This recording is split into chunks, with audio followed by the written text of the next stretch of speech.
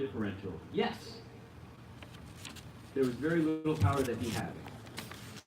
Just the power of his word and of the message. And was it chronic? Yes. Year after year, non-stop. He was bullied, but he had faith and he was resilient. And so when we talk about individuals who have been bullied, it's easy to speak about them as victims. But there's also a resilience in many of them that we need to tap into, because that resilience may become a saving grace for them, and it may propel them to do great things. The other thing that's interesting about the idea of Prophet as somebody who was bullied is, who were the bullies? Some of them actually turned out to be okay, right? There were a lot of people who persecuted him, and some of them were later come to his side.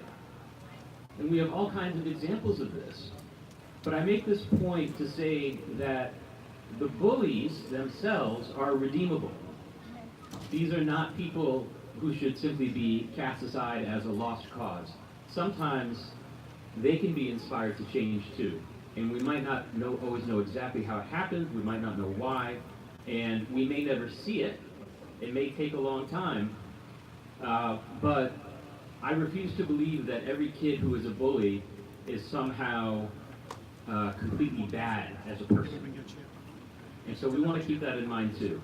Now, I don't know about any of you guys, and you don't have to admit it, I wasn't the nicest kid in school. I don't think I was a bully, but yeah, sometimes I joined in. I picked on other kids who might have looked differently, who weren't as good as the same things as I was. I feel bad about that. It doesn't make me a bad person. And there are going to be a lot of kids, adolescents, who partake in this, who aren't doing this in a really overtly cruel or chronic way, but who are contributing to it nonetheless. These are people who are potential allies because their hearts are good, and they can use that knowledge as they go on through their lives to become better people too. So, as we know, as Muslims in this country, sometimes we fall very victim to an us versus them ideology. And we want to make sure that as we discuss the issue of bullying, that we're not simply talking about it in terms of us versus them. It's not just the bullied versus the bullies. Everybody exists within a larger system, and we need to understand how all of that relates to each other. But Muslim students are particularly at risk. So according to one recent study, 42% of Muslim students reported that they had experienced some form of bullying. 42%, that's huge. That's almost twice the number of the next most targeted religious group. Jewish students reported getting bullied at 23%. Muslims at 42%. Catholics at 6%. So we think about what that 42% number means. Now, I would ask you, of those 42%, how many do you think actually talked to their parents about it? How many do you think reported it to a teacher even? How many of them reached out to an elder in their community? Some of them, yes, but not all of them. So when we talk about this 42% number, we can't simply think, oh, these are the cases that we hear about. No, these are just people who respond anonymously to surveys. And even then, it's probably underreported to begin with. One study of Muslim students in America ages 11 to 18 showed 50% reported having been bullied. Half. Let me give you one more stat that's really important here. 25% of all Muslims who said that they have been bullied in schools, 25% of them said that the perpetrator was not a peer, was a teacher, or a staff member, or somebody who was an adult, who was in a position of power. And we don't think of bullying this way. And we certainly don't want to think of teachers as the enemy in this respect, because teachers are great. Teachers are potentially your greatest allies. But that doesn't mean that they're immune from being part of the problem. So, and this shows up in a couple different ways. One is, you can have a teacher, let's say, who's targeting a student, who's saying mean things. I don't think that this happens very often. But we have teachers who downplay concerns sometimes, or teachers who might say something to a Muslim student like, yeah, I'm sorry you're getting bullied, but people, they did this, you know what I mean? Like, that's part of the bullying process. Sometimes it's teachers who are in charge of curriculums who may be saying something insensitive and may not even know it. But that if this becomes something that happens on a regular basis, that becomes incorporated into a sense of bullying by the students themselves. So, so everything relates to each other, and we can't separate the teachers and the staff from that as well. Again, they are for the most part great. They are your most important allies, but they can be part of this too. So the other thing, particularly recently, that's perpetuated this culture of bullying is this is what we see on a national stage. This has become our politics. There are bullying statements coming from Twitter every morning. And it's something that we've noticed in studying these issues, is that hate crimes against Muslims rose dramatically in 2015 and 2016. In 2015, this was when the current president first called for the Muslim ban. And then 2016, his election and some of the normalization of these sentiments, of these policies. In some schools with high Latino populations, there have been reports of bullying Latino students. When they come into the cafeteria, everybody starts chanting, "Build the wall." This is a national issue. This is not just a school issue. And in this respect, things are made much more difficult for the Muslim community when they feel especially targeted. So the national climate validates and perpetuates that culture of bullying. But parents have a lot that they can do. As Dr. Brown mentioned, schools have to have anti-bullying policies. That's part of the law now. In 2010, after the Phoebe Prince case, everything really came together in terms of the legislative process. And every school, every public school, has to have these policies on hand. It's your right as a parent to know what those policies are. It's okay to ask. These policies are in place to prevent bullying, to identify bullies, to work with the bullied and the bullies, and to work with the staff to better understand how to serve these students and their families. These are comprehensive policies. It's not just kind of like a list of a few points where they say these are the things that they don't like. These documents are pretty comprehensive, and I'll check with Dr. Brown on that, but these are pretty comprehensive documents, and teachers are supposed to be very familiar with them. You as parents can be familiar with them too. So these schools have to have these policies in place. And the other thing is that one of the most important things you can do as parents is involve advocacy groups who will advocate on your behalf. And so I think we'll hear from the sister from CARE shortly. I guess at 8:45 when this wraps up. But those national advocacy and local advocacy organizations can be helpful in terms of helping you understand your rights, helping you to understand what recourses you have with your school or with your community. They can help provide training to teachers in schools who can become more culturally aware of some of the issues that your kids might be dealing with. So these advocacy organizations are important, and I encourage you to understand who locally those folks are for you. And inshallah, the sister from CARE can speak more to this at 8:45.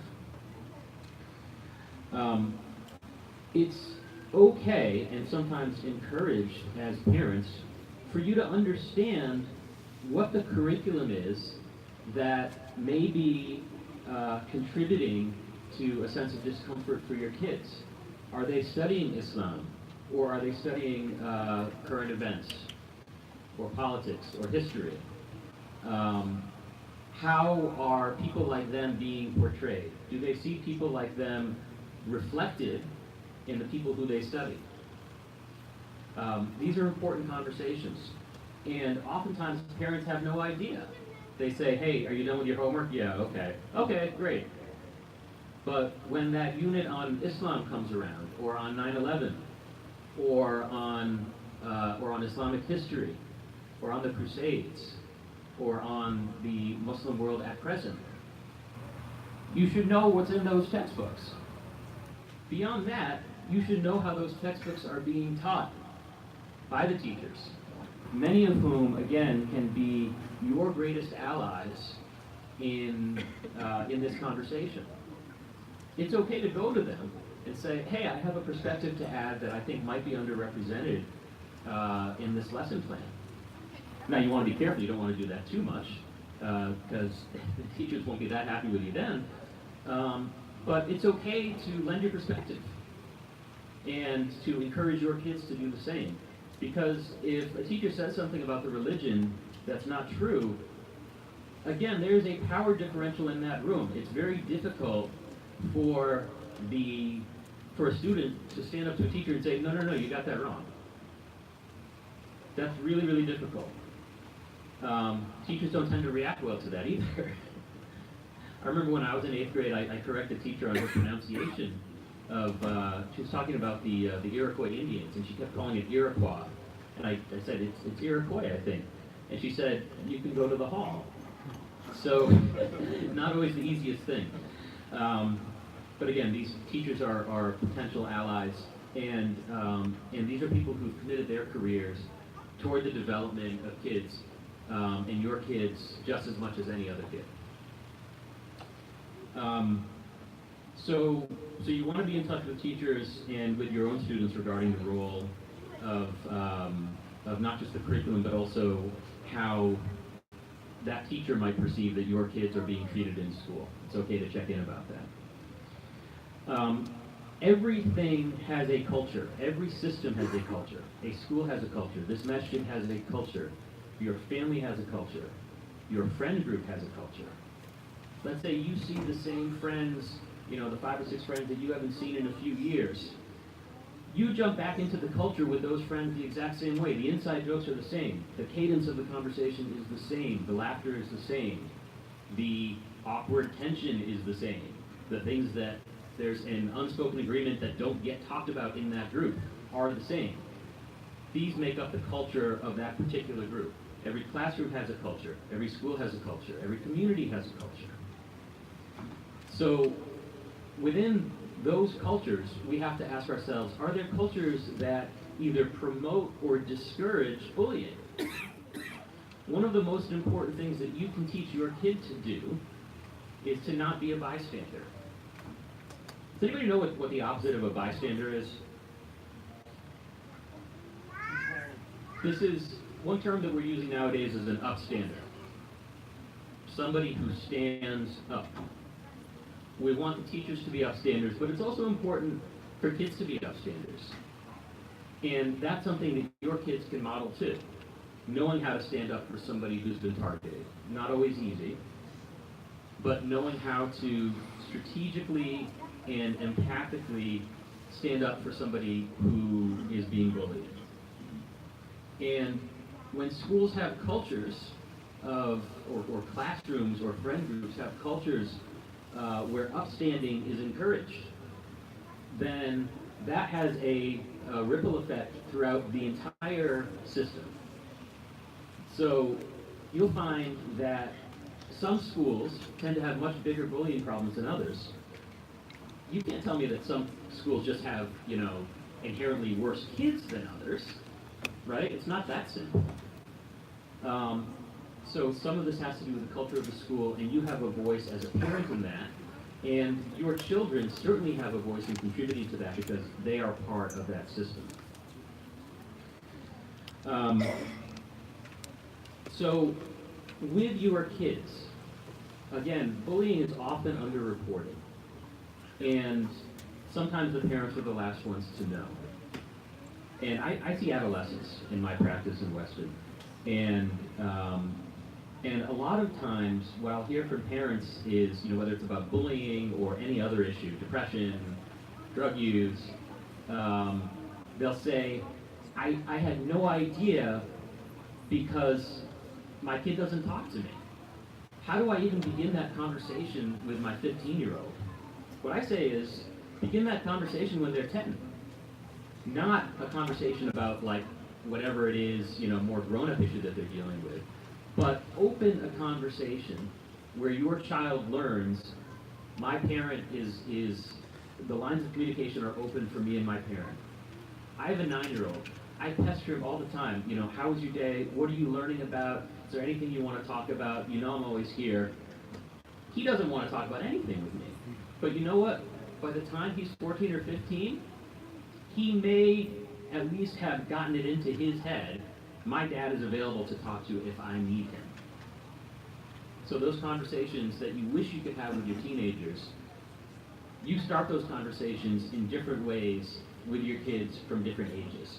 And it's about communicating to them that you care about them, that you care to know about what's going on over the course of their day, that you want to know how they're doing emotionally, that you want to know what they're interested in, who they're hanging out with. These are all important ways to just open those lines of communication so that you don't have to force them open when they're 15. Or you don't have to send them to me when they're 15 so I can force them open for you. These are really, really difficult conversations when kids become teenagers. And so starting a relationship from a really young age is so important in that respect. What you should know in terms of raising Muslim children is that the research on religion and bullying is that religiosity tends to actually be considered a protective factor. So that means that if students have a strong internal sense of religious identity and values, that makes them less susceptible to bullying, and it means that if they experience the bullying, they tend to be able to cope with it better. The other thing that's important from a religious perspective is for kids, Muslim kids in this case, who might be vulnerable to bullying, to be involved within their larger Muslim communities, to be involved with their masajid, with their youth group, to have a relationship with the religious leaders in their community, to know, if they're 15, to know the 19-year-olds who might be around, who know what it's like to be 15 and who might be a little bit more relatable. But if these relationships exist within one's religious community, then there's a much greater sense of security. So we talk very often about this idea of strength in numbers, right? And this is actually one way that bullying sometimes gets perpetuated, is if you have 4 small kids and 1 big kid, but the 4 small kids are picking on the 1 big kid, the power differential is that there's 4 of them and 1 of the other kids. There's strength in numbers. So when we talk about building a religious community, those numbers can be part of strength too. That if somebody is being picked on because they're Muslim and they have a religious community to go to, where they feel accepted, where they've learned a lot about themselves, where they find role models in the people who they worship with and the people who they learn about in their Sunday schools, these are all protective factors as well. These are all things that make it better. So as a psychologist interested in religion, oftentimes the way I think about this is that there is intrinsic religious experience and there is extrinsic religious experience. Intrinsic religious experience is what you are feeling in your heart. It's about how you feel when you pray. It's about your dua and your dhikr. It's about all of these things that really exist within you on a spiritual level in your relationship with God. These are the intrinsic religious experiences that are important. The extrinsic religious experiences are about how you utilize members of your faith tradition to more completely experience your faith itself. So being here, going to the masjid for salah, in jama'ah, or even having a group of friends that maybe you are not spending time at the masjid with them, but your relationship with them is based on the idea that you share something as Muslims, that you share the same values. And so even if what you're doing isn't overtly religious at that time, that's still a religious experience because you're finding comfort within your religious community. And these are the extrinsic experiences of religion. So bullying and protection from bullying can often involve these two things as well. It involves sometimes a very strong heart, strong iman, all of these things. These are the intrinsic things. And it also involves community involvement. Those are the extrinsic things. However, one issue that we have in the Muslim community when we talk about mental health or when we talk about people who might be bullied, let's say, is we tend to confuse a weakness of emotional state with a weakness of spirit.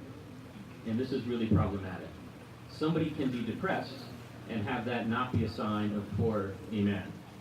And oftentimes, certainly further back in the past, perhaps not as much right now, the narrative that we perpetuated is, just have sabr. That's enough. We recite Surah Asr and we say, this is all that you need to live by. You'll deal with it. My position is that's actually not the Islamic perspective on it, that's actually not the correct one. That our example of the people who we look up to, of Prophet ﷺ and the companions and everybody else, is that these are people who didn't take things lying down. They didn't just say, woe is me. They sought to better their situation. And the role of professionals, mental health professionals, can be part of seeking that assistance. One issue that we have in this community is there is a lack of Muslim providers.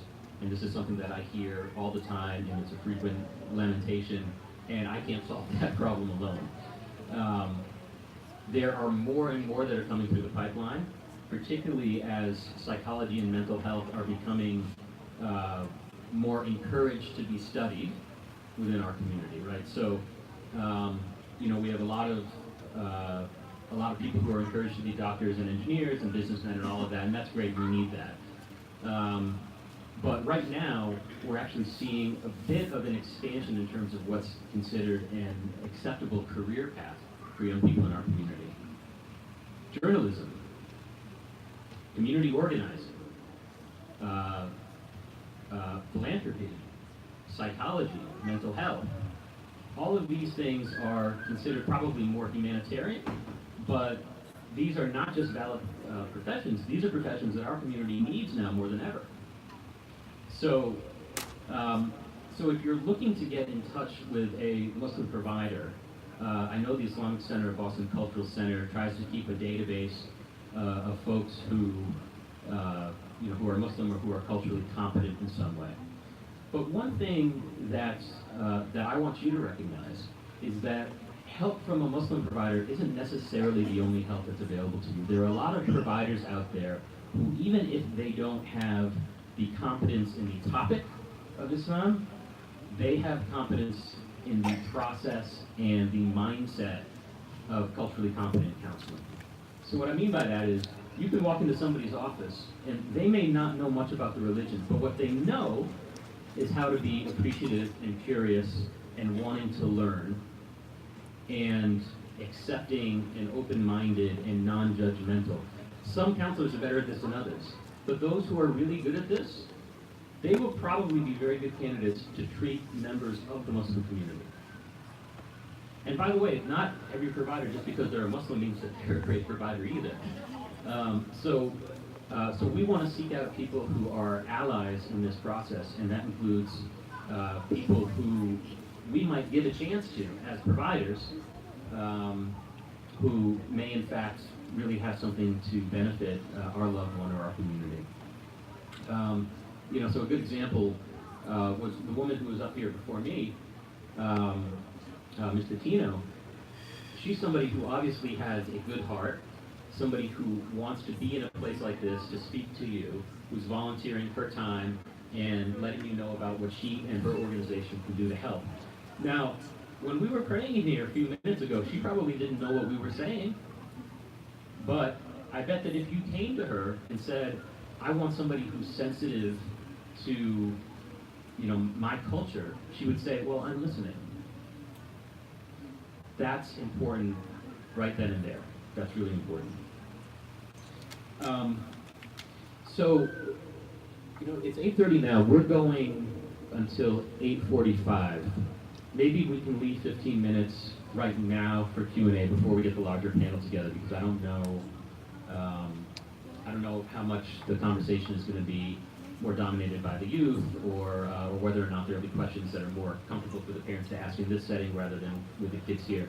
So maybe we can take 15 minutes for Q&A and or comments, and we can end in 15 minutes.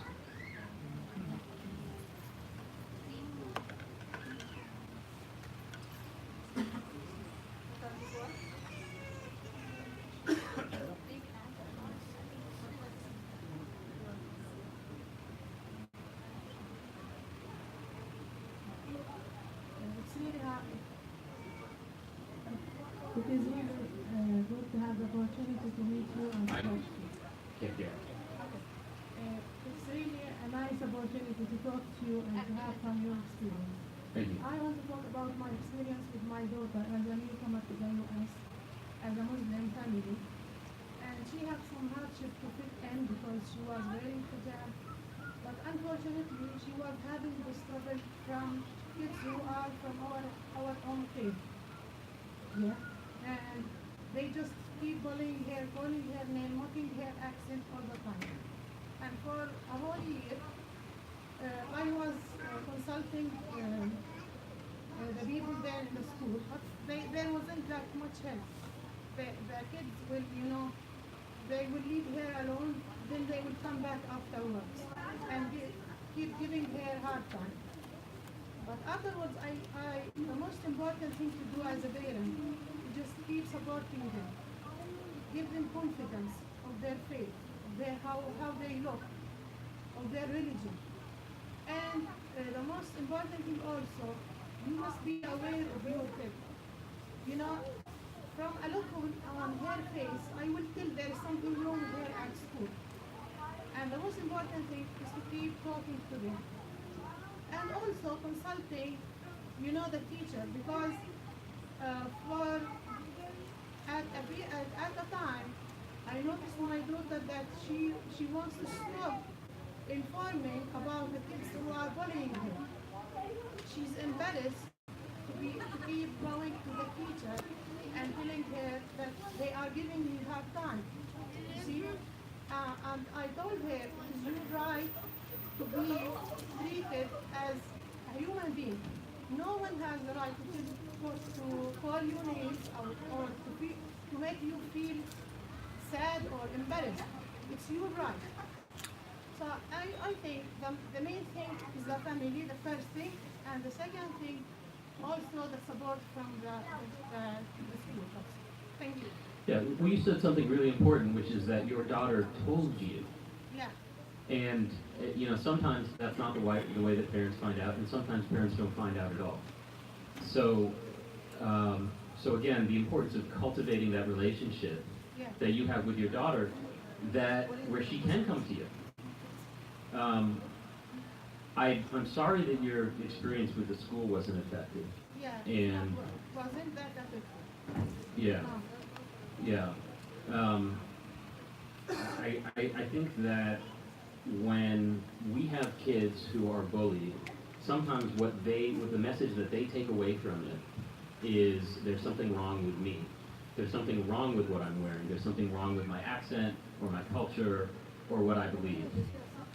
And so one of the most important things that parents can do is not just say like, oh, no, don't listen to them, but it's to help educate them about what is right about how they're dressing or what they believe. You see, the sad thing that she was bullied from people or kids from our own culture, our own faith.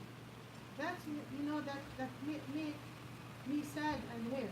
And afterwards, that she was telling me, oh, I will stop telling, they are telling me, oh, you go cry to your mama now and she will come to the principal. No, but even she had this bad experience. I'm telling you that my daughter is more stronger now. She's stronger. She have uh, she has a good confidence in her faith, in how she looks, and she has many friends now. But I think that was from our support and also from the support of other mates at school also. And the school, I cannot deny it. They were helpful somehow. Thank you. Thank you.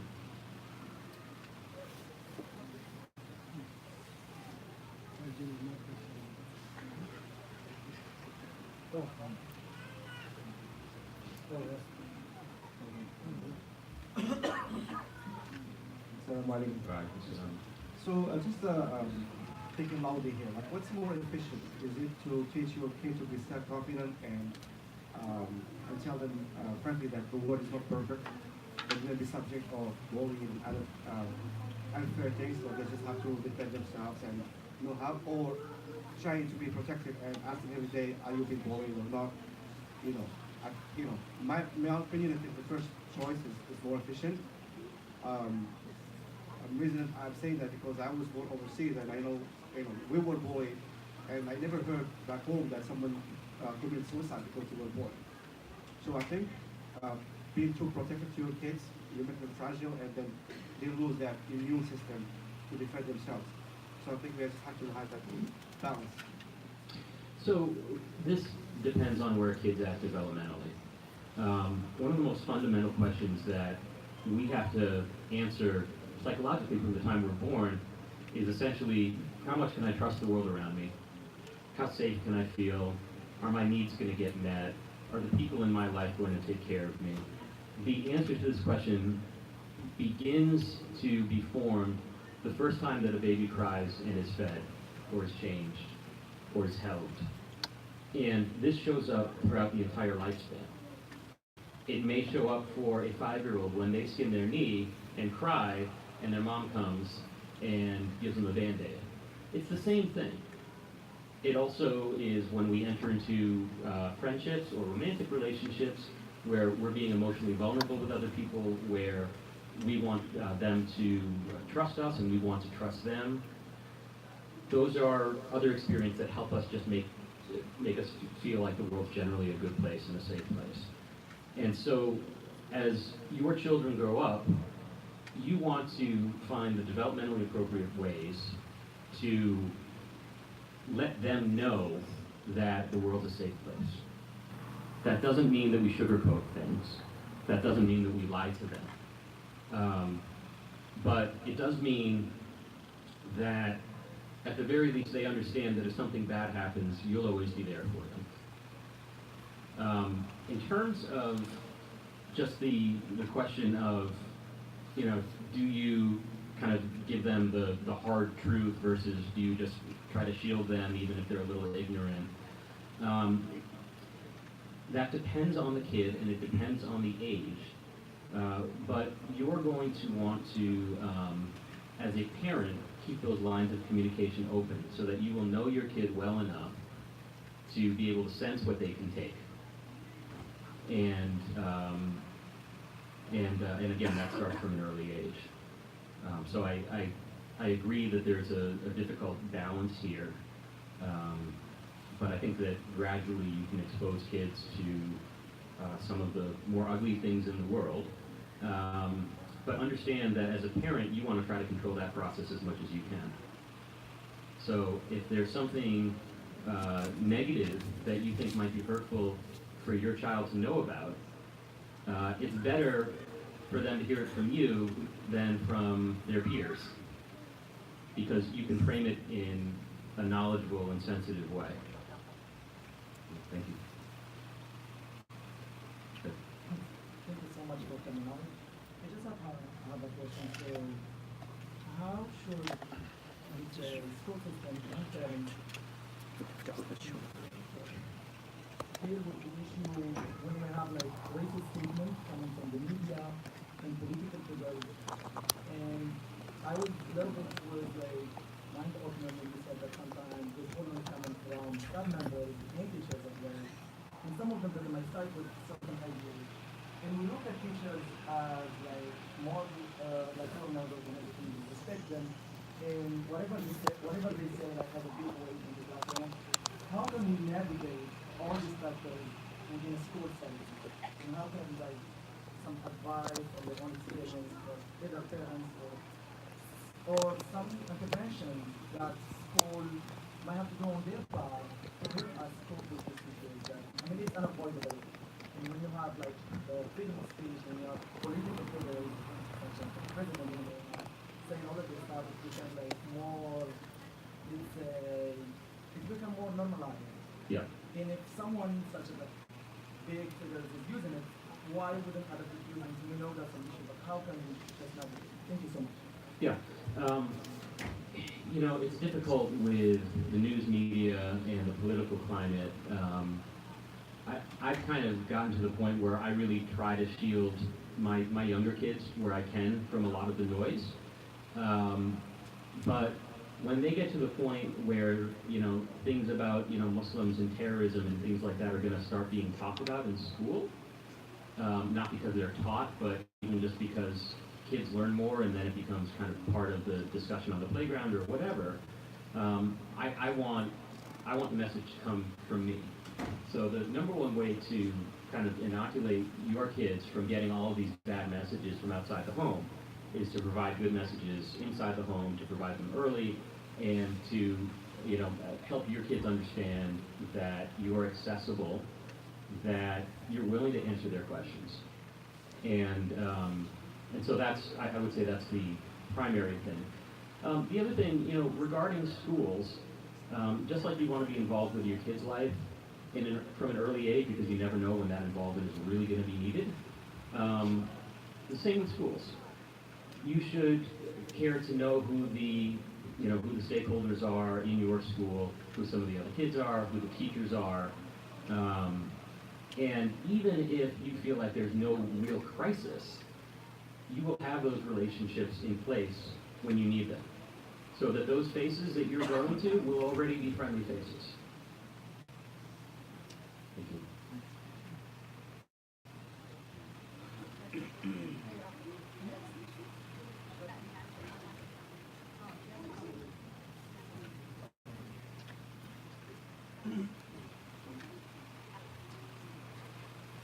Also, if anybody needs translation into Arabic, you come to the hallway.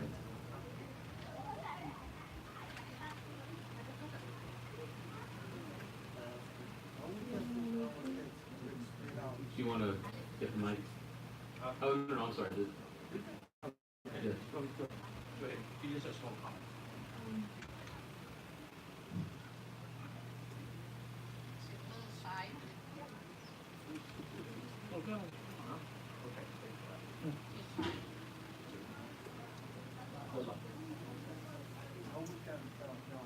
You want me to just speak to the mic so everybody can hear you?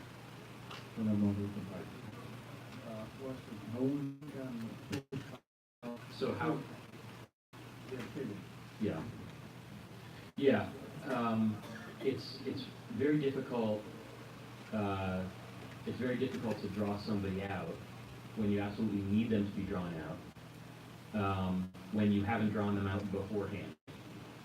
So the number one thing you can do is to have a relationship with, you know, your son or daughter, so that it's less likely that when something bad happens,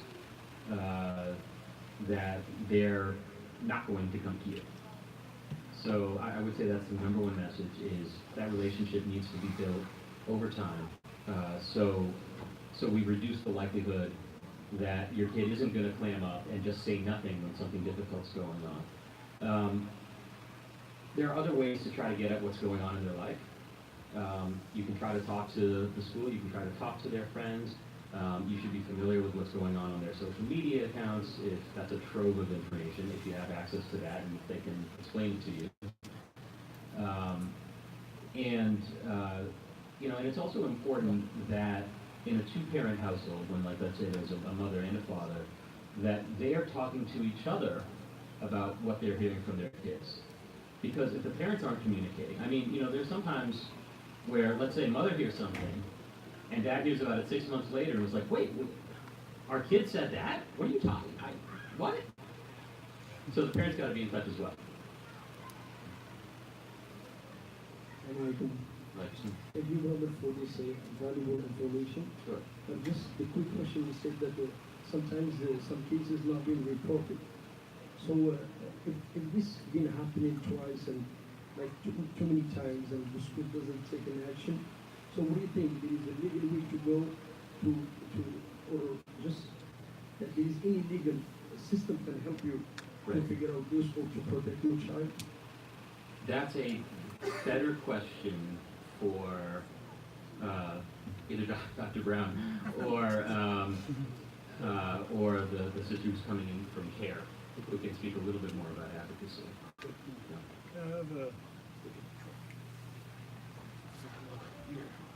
Assalamu alaikum. So I remember when we came here a long time ago, and Abdul Haq, he was in middle school, the Linden school. So he was one of the boys who was bothering my kids all the time. And his father was in the Marine. So every time when we went to the principal or the teacher to complain about him, they say, okay, we're gonna find out, and they suspend him one day, he come back again, he start, all the time, talking bad about him and go back to your country and everything. And one time, I was like overwhelmed. I say, you know what? And I took him to learn karate at that time. I say, now I cannot deal with it, You have to solve your own problem. And one time he came and behind him, he punched him. And Abdul Haq left him up and he put him down. From that day, the problem was solved. I don't know if it was the right way or not, but sometimes when you talk to those, the principal, whatever, they never take action. The action they did is just to suspend him one day. That's all. So, this is, for people of my generation, the cultural reference here is like this is the plot of the Karate Kid, right? The kid gets picked on, and then he learns karate, and then he can stand up for himself. Karate and martial arts can be very good for self-confidence and for self-discipline and for self-defense. But if a school is dealing with bullying just by suspending somebody, then they're treating bullying solely as a disciplinary matter, and that's not what it's about. Now, discipline is an important component of an anti-bullying plan. Like, there should be consequences. Students should know what is and isn't acceptable, and they should particularly know the stuff that's especially not acceptable, where there's going to be really big punishments. But to treat this as as simply a disciplinary issue is short-sighted. And if the school is only treating it as a disciplinary issue, I would ask to see their anti-bullying policy or to talk to somebody a little bit higher up who can explain what their more comprehensive approach to this is.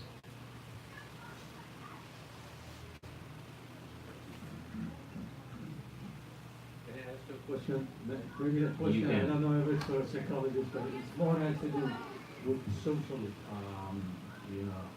like Facebook and Instagram, and a lot of new immigrants or oldies like me will have no idea what these,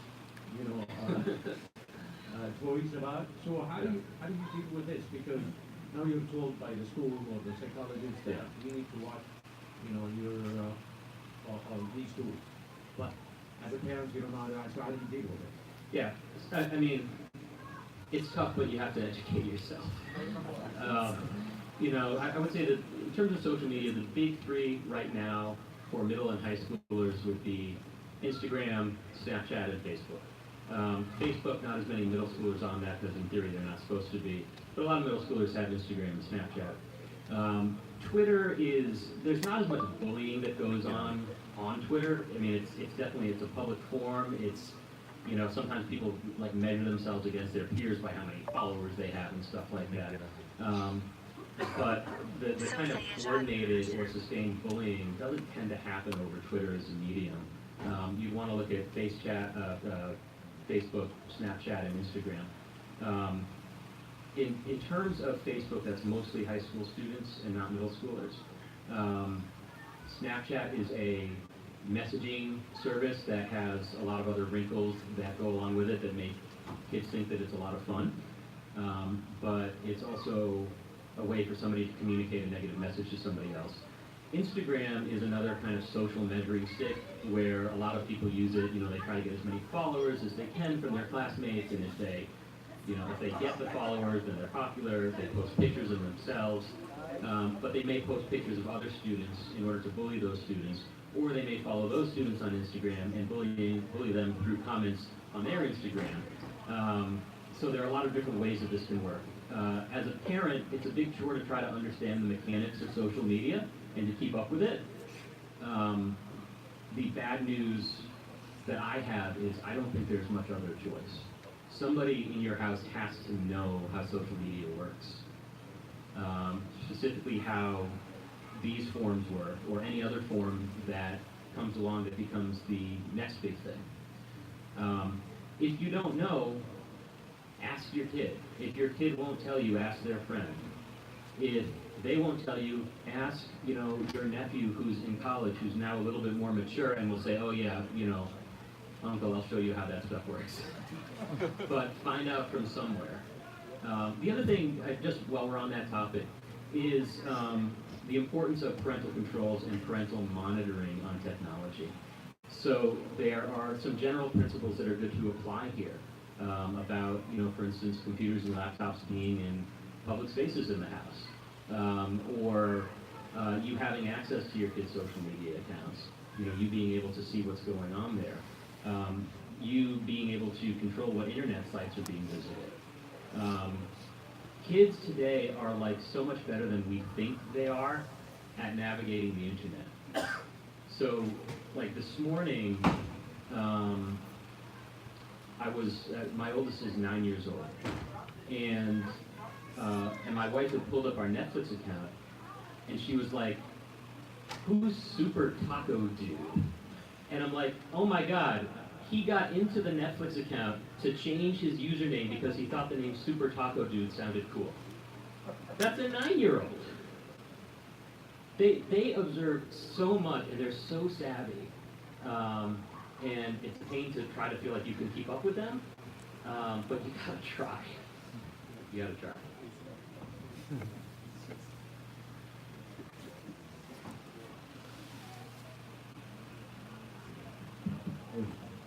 Any more questions?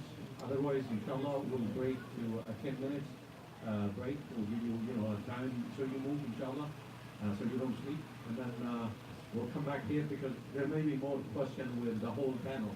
The last session will be with Dr. Ben Hendrik and also Sister Sumaya.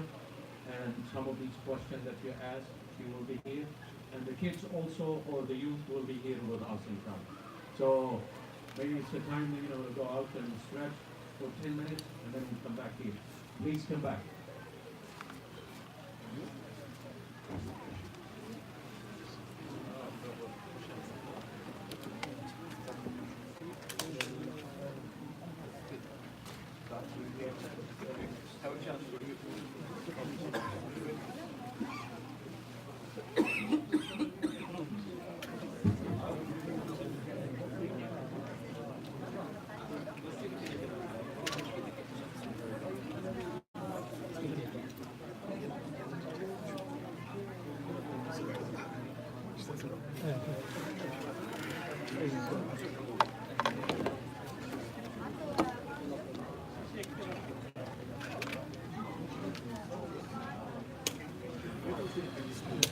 الله يسلمك حبيبي، شو اخبارك؟ كيف امورك؟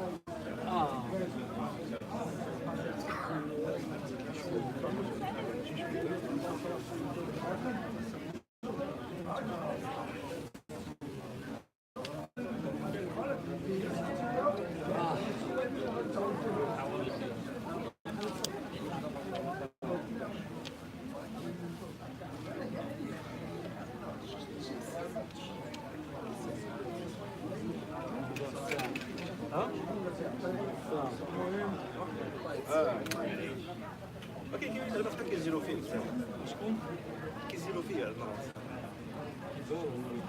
كيفاش كاين Gentlemen, you can bring your food and coffee and let's go step up on the carpet. We're going to make sure. I also want to do is come to the room. So such a way that you can bring the room done.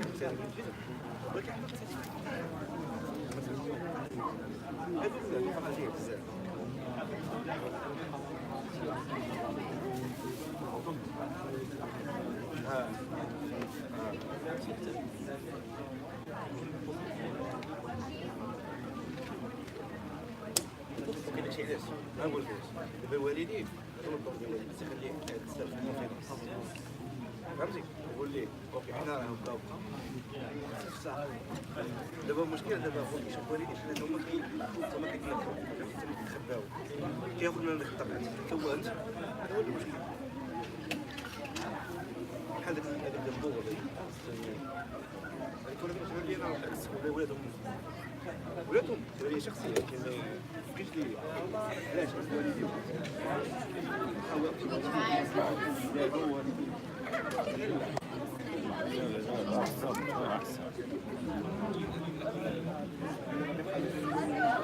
باش يدير الرجال مش هتطلع ما تطلعش الصورة ما تطلعش الصورة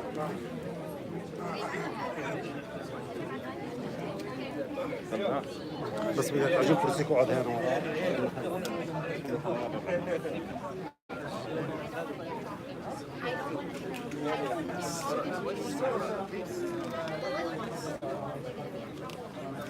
عشان النساء ورا.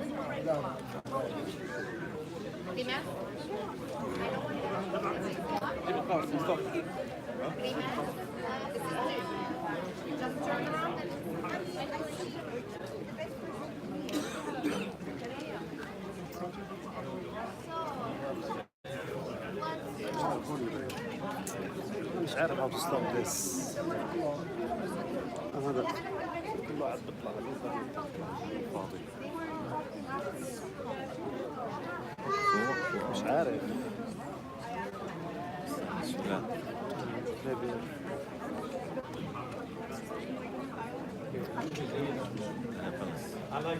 end independence كان سقط independence